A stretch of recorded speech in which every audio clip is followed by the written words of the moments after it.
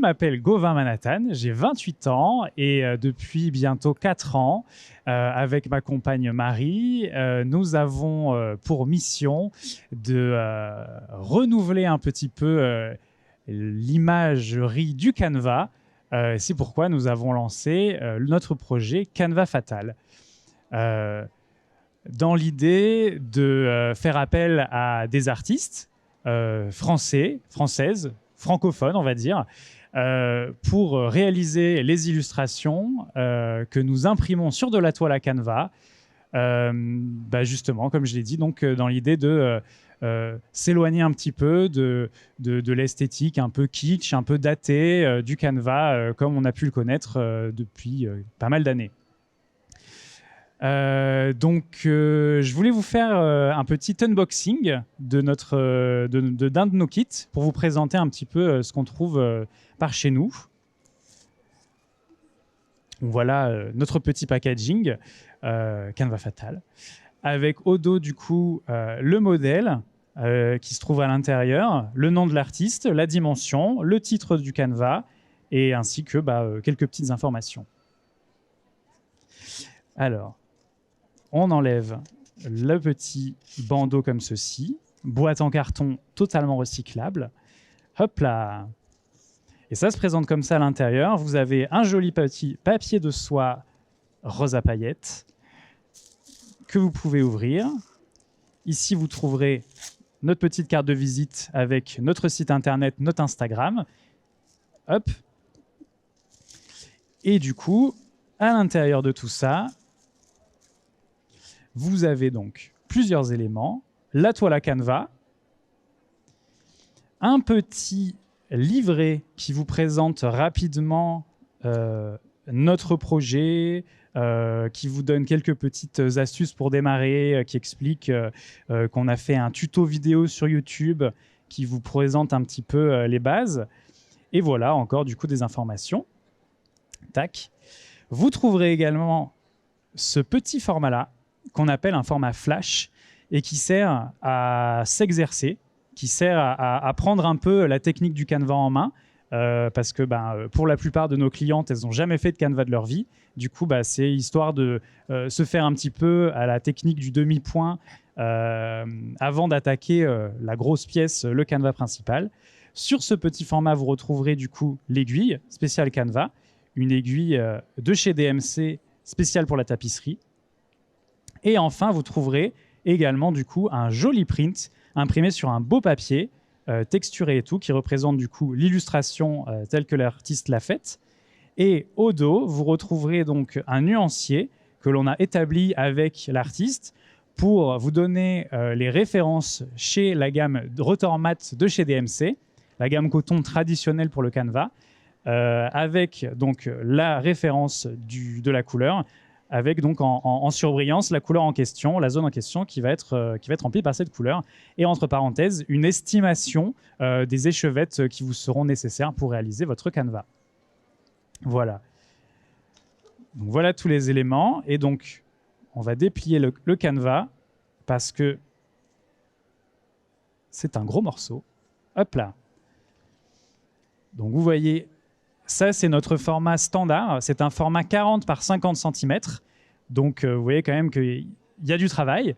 On fait aussi du coup des formats un tout petit peu plus petits qui sont des formats 30 par 30, des formats carrés. Et plus récemment, on a fait aussi des formats pour débutants qui sont des formats 15 par 20, donc à peu près la moitié d'une feuille A4, pour justement là vraiment démarrer avec des modèles très simples. Voilà un petit peu ce qui se compose ce qui se tient dans nos kits.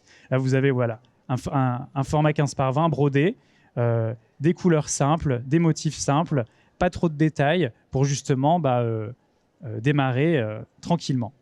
Hop là. Donc, comme vous allez évidemment avoir besoin de fils, on propose également en option sur notre site internet et là aussi sur notre stand les échevettes DMC qui sont directement composées des couleurs pour chaque kit. Donc vous voyez, c'est de très jolies couleurs. Hop. Il y en a tout plein pour ce Canva-là, des belles références.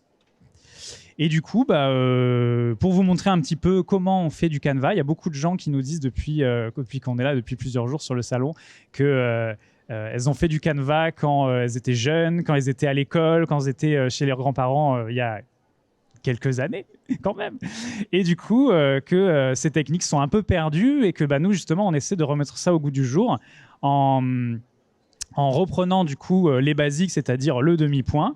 Très simple, c'est vraiment justement la technique de broderie, je dirais, la plus simple qu'on peut trouver. C'est toujours le même mouvement répétitif, mais également du coup pour certaines de nos clientes qui se lassaient un petit peu du demi-point, on a essayé d'aller chercher un petit peu dans des techniques plus avancées. Et donc ça, c'est ce que vous pouvez voir un peu devant moi. Parfait, la cam est déjà là. Hop là. Vous pouvez voir du coup sur ces petits formats-là des points un peu plus élaborés. Hop, hop. Hop là, nickel. Pour le fond, vous voyez là qu'on n'est pas sur du demi-point, on est sur un point qui est un peu plus travaillé, qui donne une texture, un relief différent. Et là, en ce moment, c'est ce qu'on est en train de travailler avec Canva Fatal. On est en train de réaliser du coup une série de tutos vidéo qu'on met donc gratuitement en ligne sur notre page Instagram, sur lesquels vous pouvez retrouver les techniques pour aborder du coup ces points un peu plus avancés qui donnent forcément un autre mouvement à votre Canva et sur lesquels on n'avait pas du tout l'habitude de voir sur le Canva traditionnel a priori. Hop.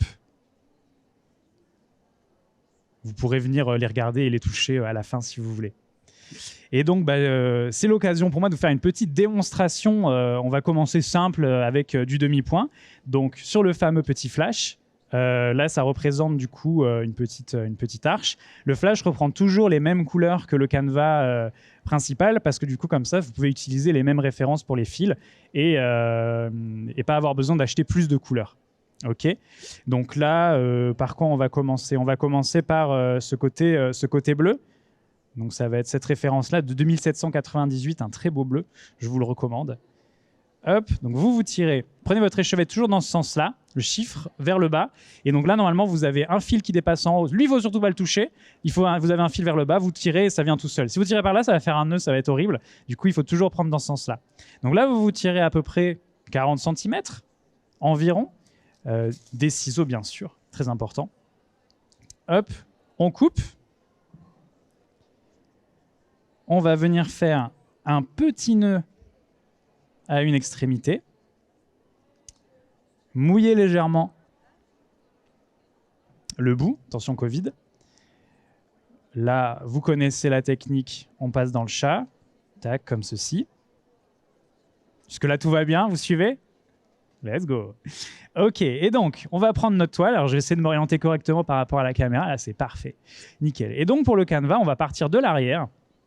On va démarrer à un côté. Donc là, vous voyez qu'ici, on va pouvoir faire passer l'aiguille, très simplement.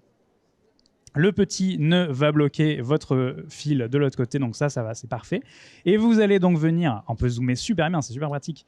Vous allez venir faire une diagonale en partant donc du sud-ouest pour aller vers le nord-est. Et donc, bam, on ressort par là.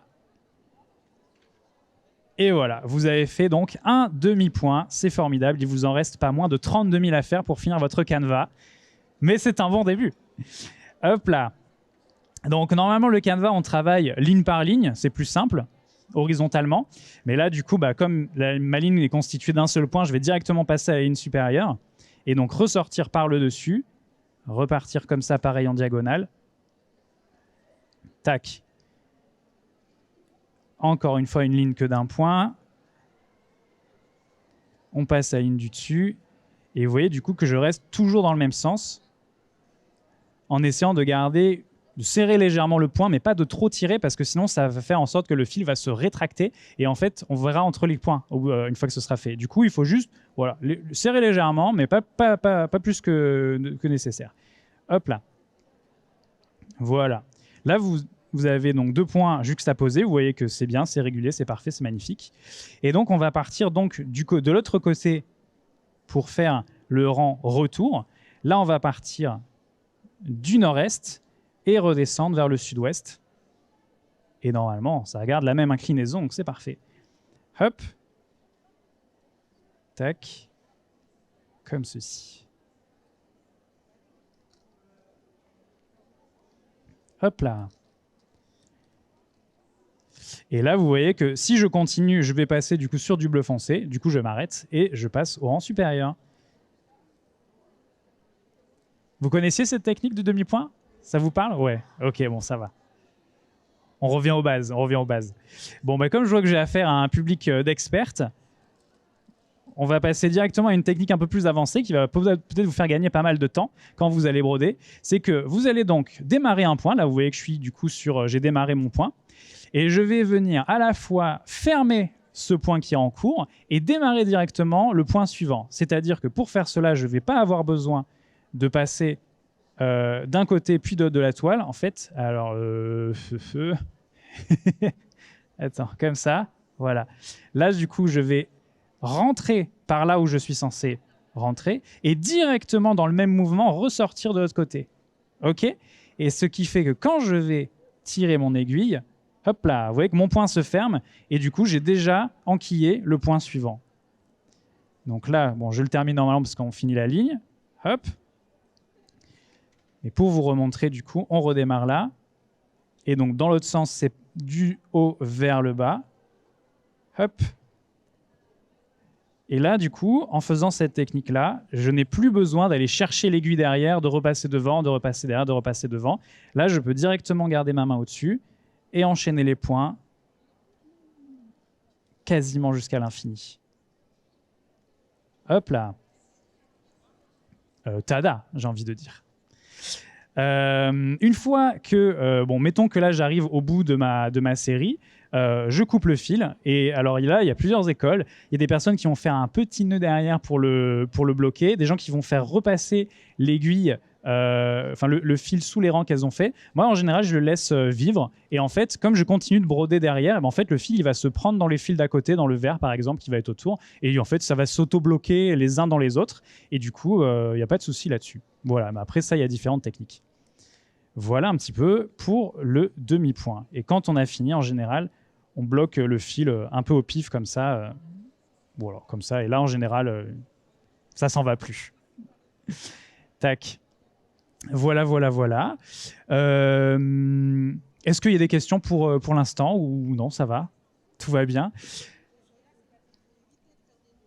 Oui, alors ça c'est sûr. C'est pour ça du coup qu'il faut éviter de faire des nœuds parce que au bout d'un moment, du coup, le fil, à force de faire le même mouvement, il va s'entortiller sur lui-même et du coup, ben, quand ça nous arrive, en fait, hop, on attend qu'il soit derrière et là, en fait, on le secoue un petit peu par le derrière comme ça le fait retourner, ça le remet droit. S'il est trop emberlificoté, c'est peut-être parce que vous avez pris une longueur de fil trop importante et du coup, ouais, forcément, quand ça applique une tension sur tout le truc, c'est un peu compliqué. Mais après, ouais, ça se défait très facilement. Hop.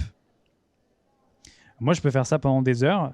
Ça fait du coup presque 10 ans que je fais du Canva quasiment quotidiennement. Je m'y suis mis à l'époque quand j'étais étudiant aux Beaux-Arts parce que je collectionnais les Canvas. Et du coup, un jour, donc j'allais à Emmaüs, j'habitais à l'époque à Angoulême. J'allais au Emmaüs d'Angoulême, qui a un rayon mercerie qui est gigantesque. C'était vraiment la caserne d'Ali Baba pour tout ce qui était Canva. Et je me suis mis à en récupérer. Et au bout d'un moment, j'ai vu qu'il y avait un rapport au pixel art qui était vachement intéressant. Le pixel art, vous voyez, c'est ces petites images faites avec plein de petits carrés qui sont juxtaposés.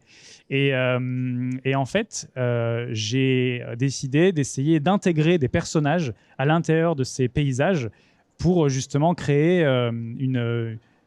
comment dire, créer à la fois une distance, parce que du coup les personnages ressortent parce qu'ils n'ont rien à y faire là normalement, parce que c'était des personnages de jeux vidéo, et du coup en même temps réussir à faire en sorte de reprendre la même technique et à harmoniser un petit peu l'ensemble pour que les personnages se fondent bien dans le décor.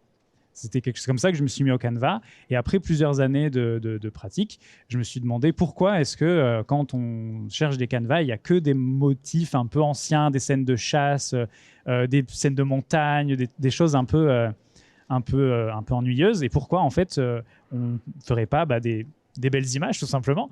Et donc, c'est pour ça que j'ai cherché comment on faisait imprimer de la toile à Canva, comment on se procurait de la toile à Canva aussi.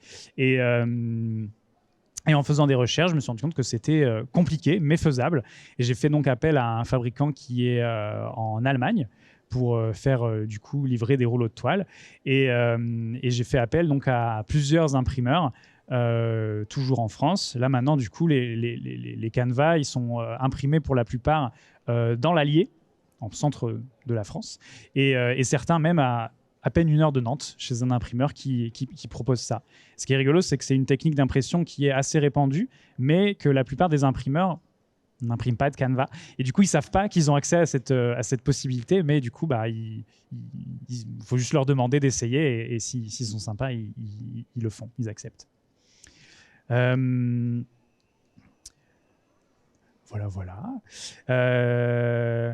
Que vous dire? Dites-moi. Le demi-point? Ouais. Ah, très bonne question, madame. Effectivement. Alors, il y a certaines de mes clientes à qui ça arrive. Et en fait, c'est parce qu'elles ont tendance à faire un demi-point qui est un peu différent de ce que je vous ai montré. C'est-à-dire que moi, quand vous regardez mon canevas à l'arrière, alors là, il vient de démarrer. Donc, je ne sais pas si... peut-être qu'avec cela, on va peut-être mieux voir. Hop, voilà. Vous voyez mon demi-point à l'arrière, il va vraiment juste du bas en haut, du bas en haut, du bas en haut. OK? Et donc, si vous faites un demi-point, alors, il faut que je me concentre pour mal le faire. Du coup, attendez, on va démarrer comme ça. On va dire...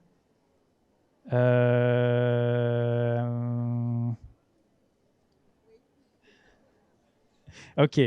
Si vous remontez et qu'au lieu de passer au point suivant, vous faites une diagonale dans l'autre sens, là, normalement, est-ce que je l'ai bien mal fait? Ouais, bon, c'est compliqué, mais vous n'allez pas le voir. En fait, ça va faire que vous appliquez une tension particulière en plus sur le fil. Et du coup, votre canevas va légèrement se distendre et va devenir un peu parallélépipédique. Voilà.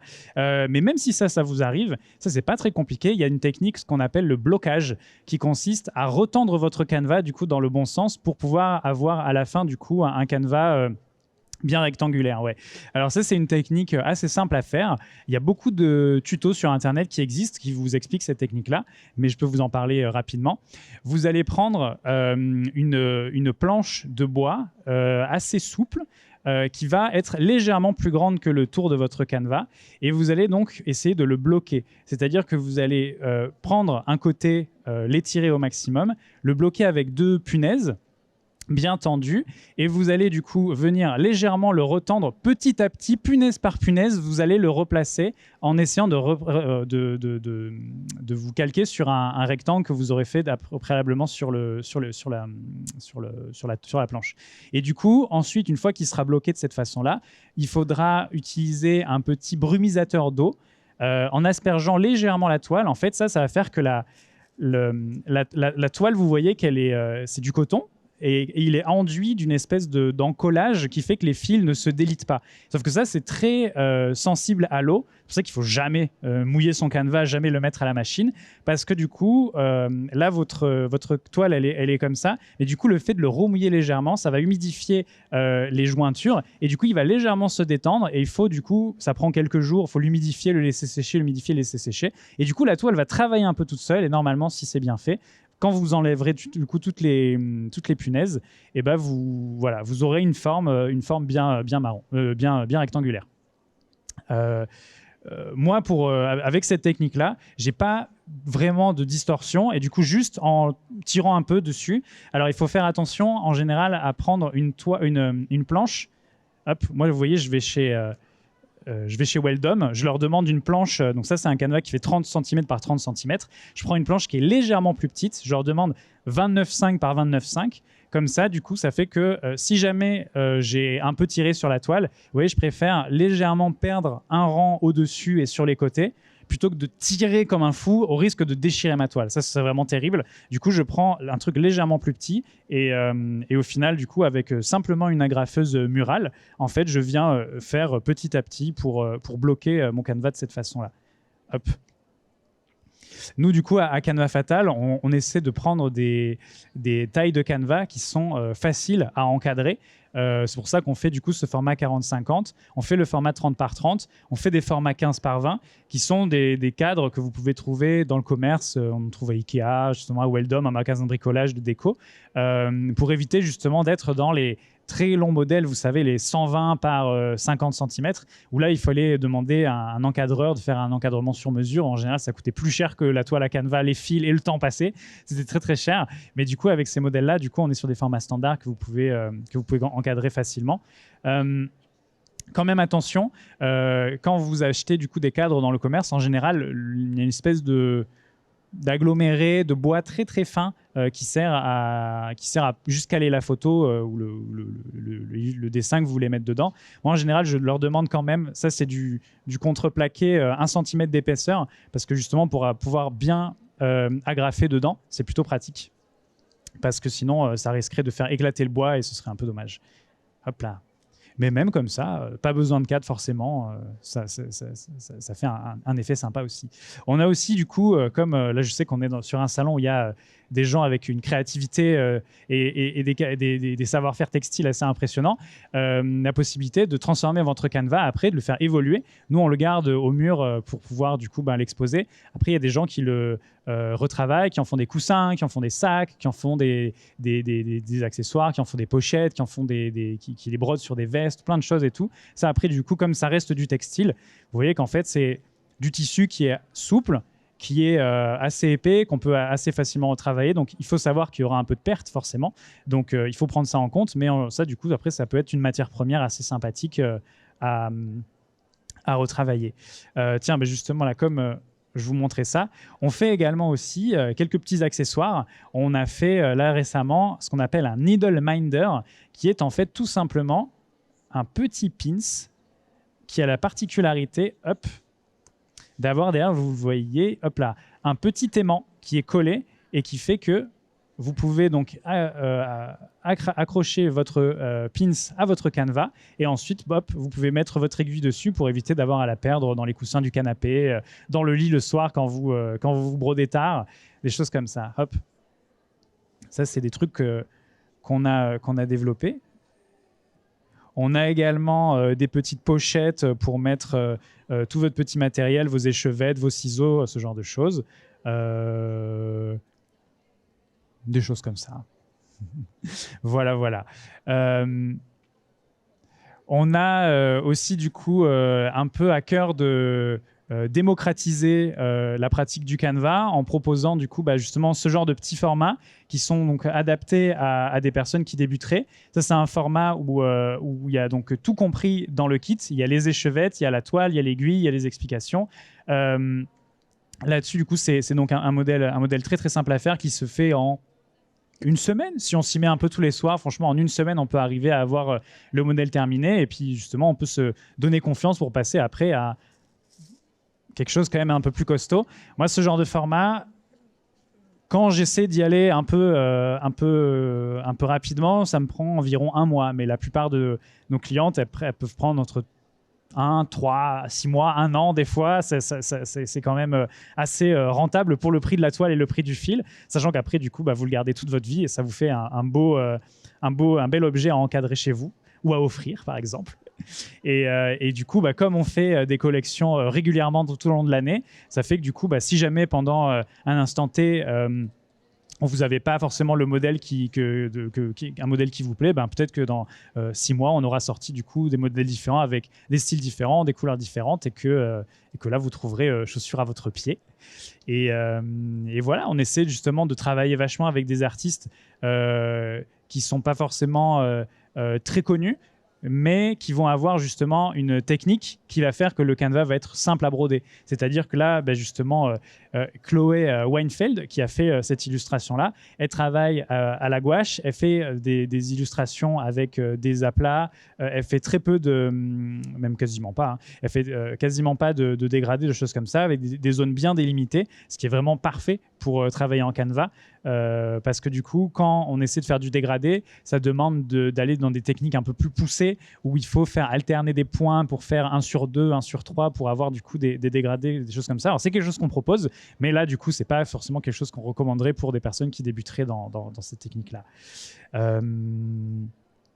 Voilà, qu'est-ce que je pourrais ajouter? Je sais pas s'il y a d'autres questions. Lilou est attendu à l'extérieur par son papa. Ah, Lilou à l'extérieur, merci. très mignon. Bon, visiblement, le problème des voitures a été résolu, c'est une bonne chose. Non, je sais pas si vous avez éventuellement des questions, si... Oui, c'est ça, voilà. Du coup, là, on a plusieurs points. C'est décidément, c'est la première fois qu'on expérimentait les points expérimentés, on va dire, sur ce canevas-là. Hop là. Ça, en fait, tous ces points-là, là, vous en avez 4. Il y a celui-là, celui-ci, celui-là et celui-là. J'ai pas les noms parce que c'est des appellations anglaises qui sont un peu compliquées. Du coup, là, je les ai pas mémorisées. Mais du coup, pour tous ces points-là, on a réalisé des petits tutos sur Instagram où du coup, c'est en quelques minutes, vous apprenez du coup à faire toutes ces techniques-là, étape par étape. Ça reste quasiment aussi simple que le demi-point, même si justement celui-là, il apparaît peut-être un peu plus élaboré, mais en fait, une fois que vous l'avez fait 2 fois, vous l'avez appris pour toute votre vie et c'est vraiment très très simple.